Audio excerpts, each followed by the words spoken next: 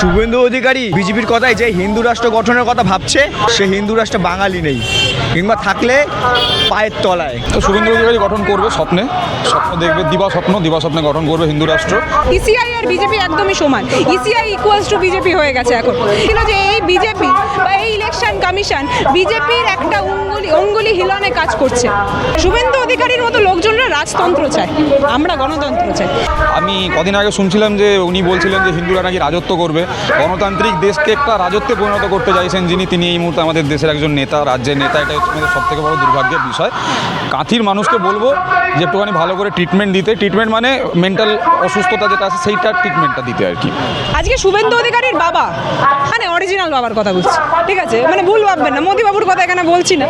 এবার ব্যাপারটা হচ্ছে শিশির বাবুর নাম 2002-এর যখন আমরা ইলেকটোরাল রোল চেক করছি, সেখানে মাঝখানে কুমার রয়েছে, তার পরবর্তীতে কুমার উড়ে গেল। ওনাকে কিন্তু লাইনে দাঁড়াতে আমি দেখলাম না। যে প্রত্যেকটা ব্যক্তিকে হেনস্থা করার জন্যই এই গোটা চক্রান্ত তারা চালাচ্ছে। এই চক্রান্তটা শুধুমাত্র ইলেকশনের পূর্বে গোটা জিনিসটা নিজেদের হাতে একদম কুক্ষিগত করে নেওয়ার জন্যই তারা করার চেষ্টা করছে। 6 মার্চ থেকে ধর্মতলার মেট্রো চ্যানেলে মুখ্যমন্ত্রী মমতা বন্দ্যোপাধ্যায় এবং অভিষেক ব্যানার্জি মিলে এখানে ধর্ণা মঞ্চের আয়োজন করেছে। এসআইআর ইস্যুতে যেভাবে রাজ্য রাজনীতি তোলপাড়, যেভাবে 60 লক্ষ বৈধ ভোটার নাগরিকের নাম আন্ডার অ্যাডজুডিকেশন করে দেওয়া হয়েছে, তার প্রতিবাদ জানিয়ে ধর্ণা মঞ্চের আয়োজন করা হয়েছে। আর সেই ধর্ণা মঞ্চকে কেন্দ্র করে বিরোধীরা নানা আক্রমণ করছেন। কখনো বলা হচ্ছে এই ধর্ণা মঞ্চ নাকি একটি কালচারাল প্রোগ্রাম, আবার কখনো বলা হচ্ছে মমতা বন্দ্যোপাধ্যায় নিজেই বলেছিলেন এসআইআর চালু করতে হলে তার লাশের উপর দিয়ে চালু করতে হবে, কিন্তু বাস্তবে আমরা দেখতে পাচ্ছি এসআইআর প্রক্রিয়া চালু হয়ে গেছে। এবং অন্য জায়গায় দেখা যাচ্ছে শুভেন্দু অধিকারী মন্তব্য করছেন তিনি যদি 26-এ সরকারে আসেন তাহলে হিন্দু রাষ্ট্র গঠন করবে। এই সমস্ত রাজনৈতিক বিষয় নিয়ে যখন আমরা তৃণমূল কংগ্রেসের কর্মী সমর্থকদের প্রশ্নবিদ্ধ করলাম, তারা ঠিক কি উত্তর দিচ্ছেন সরাসরি শোনাবো আপনাদের। শুভেন্দু অধিকারী বলছে হিন্দু রাষ্ট্র গঠন করবে, কি বলবেন? শুভেন্দু অধিকারী বিজেপির কথায় যে হিন্দু রাষ্ট্র গঠনের কথা ভাবছে, সে হিন্দু রাষ্ট্র বাঙালি নেই, কিংবা থাকলে পায়ের তলায়, আর আমরা সেটা চাই না। আর এবং এই ভারতের সংবিধান অনুযায়ী সমস্ত ধর্মের লোকের এখানে থাকার অধিকার আছে, এবং এই বাংলা সম্প্রীতির বাংলা, ঠিক সেটাই রাখবো, সেটা রক্ষা করব। যে এখানে বলে দিচ্ছি এই বাংলাকে কতটা ভালোবাসি, যে আমার ধর্মের হোক কিংবা অন্য কোনো ধর্মের কেউ যদি বাংলাকে অশান্ত করতে আসে বা দাঙ্গা বাঁধানোর চেষ্টা করতে আসে, বা শুধু সেই ধর্মের লোক রাজত্ব করবে এরকম কিছু চাপানোর চেষ্টা করে, যা করতে হয় সবটা করব। প্রয়োজনে যদি মনে হয় মা কালীর একটা হাত থেকে কোনো কিছু নিতে হবে, সেটা নিতেও রাজি আছি। যদি মনে হয় কাউর বাড়িতে কাতলা মাছের অর্ডার দিতে হবে, সেটা দিতেও রাজি আছি, কিন্তু করব। শুভেন্দু হোক বা যে কোনো নেতা, যে কোনো সাম্প্রদায়িক নেতা, সে হুমায়ুন কবিরও যদি হয় কিংবা শুভেন্দু অধিকারীও হয়, এখানে সাম্প্রদায়িকতার বাংলা না। সিইও মনোজ অগ্রওয়াল বলছেন যে 60 লক্ষ বৈধ ভোটারের ভবিষ্যৎ কি নিশ্চিত না অনিশ্চিত তার দায় বদ্ধতা তার মধ্যে পড়ে না, কে এর পেছনে রয়েছে তার খোঁজার দায়িত্ব তার নয়। তিনি সম্পূর্ণভাবে তার কাছ থেকে দায়বদ্ধতা নামিয়ে দিলেন। কি বলবেন মনোজ অগ্রওয়াল? দেখুন, বিষয়টা হচ্ছে এই জিনিসটা যে হয়তো হতেই পারতো, সেই জিনিসটা কিন্তু আমরা সকলেই আগে থেকে বুঝে গেছিলাম। এবং এই জিনিসটা বলার বিশেষ কারণটা হচ্ছে এখানে 60 লক্ষ, 63 লক্ষ বা 61 লক্ষ, কোনো সংখ্যাটাই তো কম নয়। আজকে আমরা দেখতে পাচ্ছি 60 লক্ষ হঠাৎ করে ডিলিট করে দেওয়া হলো। সেই ডিলিটের মধ্যে যেমন গৌরাঙ্গের নাম উপস্থিত আছে, সেই ডিলিশনের মধ্যে কিন্তু রফিকের নামও উপস্থিত আছে। এইখানে কিন্তু আপনারা ধর্মটা খুঁজতে যাবেন না। সেই জায়গায় যদি একটা প্রশ্ন করবো, শুভেন্দু বাবু বলেছিলেন যে একটু হিন্দুর নাম বাদ যাবে না। আমি ওই কথাটাই বলছি, তাহলে গৌরাঙ্গের নাম বাদ কেন গেল? এবং গৌরাঙ্গ আজকে যখন গৌরাঙ্গ সুসাইড করলো, তার পরবর্তীতে গৌরাঙ্গের পরিবারের পাশে কোনো বিজেপি নেতাকে দাঁড়াতে আমরা দেখলাম না। কোনো বিজেপি ব্যক্তি সেখানে গিয়ে কি এই গোটা বিষয়টার ব্যাপারে বিরুদ্ধে কোনো কথা বলেছে যে না ওনার পাশে আমরা আছি? বলেছে কি? বলেনি কিন্তু। এবং শুধুমাত্র গৌরাঙ্গ কেন, আজকে এই প্রত্যেকটা ব্যক্তি যারা, আমি ধর্মের জায়গাটা অনেকটা দূরে সরিয়ে রাখছি, এবার ধর্মের জায়গাটা দূরে সরে রেখে আজকে যখন তারা এই বাংলার মাটির, এই বাংলা ভূমির একজন সন্তান, তাদের তো সংবিধান তাদের প্রত্যেককে কিছু না কিছু একটা অধিকার দিয়েছে। সেই অধিকার যখন আমি সেই সংবিধান মান্যতা দিয়ে সেই জায়গায় প্রকাশ করতে যাব, তখন সেখানে বাধা হয়ে দাঁড়াচ্ছে বিজেপি নামক একটা দল। এবং বিজেপি খুব সুন্দরভাবেই ব্যবহার করছে ইসিআই বা ইসিবিকে। ইসিবি কেন কথাটা বলছি? ইলেকশন কমিশন অফ বিজেপিকে। এবং এইটা একদম স্পষ্ট কথা। এই জিনিসটা এত স্পষ্ট কণ্ঠে এই জন্যই আমরা বলতে পারছি, কারণ মমতা বন্দ্যোপাধ্যায় আজকে এখানে শুধুমাত্র তৃণমূল নেত্রী মমতা বন্দ্যোপাধ্যায় হিসাবেই কিন্তু ধর্নাটাতে বসছে না। এই কথাটা বলার বিশেষ কারণটা হচ্ছে এখানে মমতা বন্দ্যোপাধ্যায় সেদিন যখন সুপ্রিম কোর্টে উপস্থিত হয়েছিলেন, দিল্লির রাজপথে উপস্থিত হয়েছিলেন, উনি একটা কথা বলেছিলেন, এখানে আমি আমার বা কোনো একটা স্পেসিফিক ব্যক্তির জন্য উপস্থিত হইনি, এখানে আমি প্রত্যেকটা জনগণের জন্য উপস্থিত হয়েছি। আজকে বাংলার মাটিতে যারা এত সংখ্যক ব্যক্তিরা রয়েছে, যাদেরকে আজকে আপনাকে প্রমাণ করতে হবে যে তারা বাংলা মাটির সন্তান, কারা প্রমাণ করছে?